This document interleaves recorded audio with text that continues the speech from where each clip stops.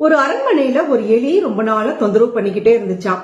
அந்த தொந்தரவை சகிச்சுக்காத இளவரசர் அரண்மனையில் இருக்கிற பூனைகளை விட்டு அந்த எலியை பிடிக்க முயற்சி பண்றாரு. ஆனா ஒரு பூனையால கூட அந்த எலிய பிடிக்கவே முடியல. அதுக்கப்புறம் வெளிநாட்டுல இருந்து சில பூனைகளை கூட்டிட்டு வராரு. அந்த பூனைகள்னாலையும் அந்த எலியை பிடிக்கவே முடியலையா. இதையெல்லாம் வேடிக்கை பார்த்துட்டு இருந்த அரண்மனை காவலாளி சொல்றாரு, இளவரசே நீங்க எதுக்கு இவ்வளவு சிரமப்படுறீங்க? ஏன் வீட்டுல இருக்கிற பூனையே போதும், இந்த எலியை ஈஸியா பிடிச்சிடலாம் அப்படின்னு. அதுக்கப்புறம் காவலாளியோட பூனை வருது, ஒரே தாவல்ல அந்த எலியை பிடிச்சிருது. ஆச்சரியப்பட்டு போன இளவரசர் கேக்குறாரு, என்ன பயிற்சி கொடுத்தீங்க அப்படின்னு. அதுக்கு காவலாளி சிரிச்சுக்கிட்டே சொல்றாராம், நான் எந்த பயிற்சியுமே கொடுக்கல, அதுகிட்ட இருந்தது பசி மட்டும்தான் அப்படின்னு. இந்த கதை என்ன சொல்ல வருது அப்படின்னா, நம்ம எல்லாருக்குள்ளயும் நிறைய டேலண்ட் இருக்கு, ஆனா எல்லாருமே ஜெயிக்கிறோமா அப்படிங்கிறது தான் கேள்வி.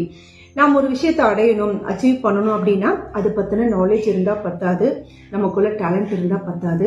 எப்படியாவது நம்ம அதை அடையணும் அப்படிங்கிற ஒரு ஸ்ட்ராங் டிசையர், கம்ப்ளீட் ஃபோக்கஸ், தோல்வி, பயம், அவமானம், எதிர்ப்பு எது வந்தாலும் ஹார்ட் ஒர்க் பண்ணணும் அப்படிங்கிற மைண்ட் செட், இதெல்லாம் இருந்தாதான் நம்ம அதில் ஜெயிக்க முடியும் அப்படிங்கிறது. Talent can start you, but only the hunger will take you for. திறமை அப்படிங்கிறது ஆரம்பம் மட்டும்தான், பசி மட்டும்தான் நம்ம முயற்சியோட அடுத்த கட்டத்துக்கு நம்மளை கூட்டிட்டு போகும். நம்ம முயற்சியோட முடிவையும் பசி தான் தீர்மானிக்கும்.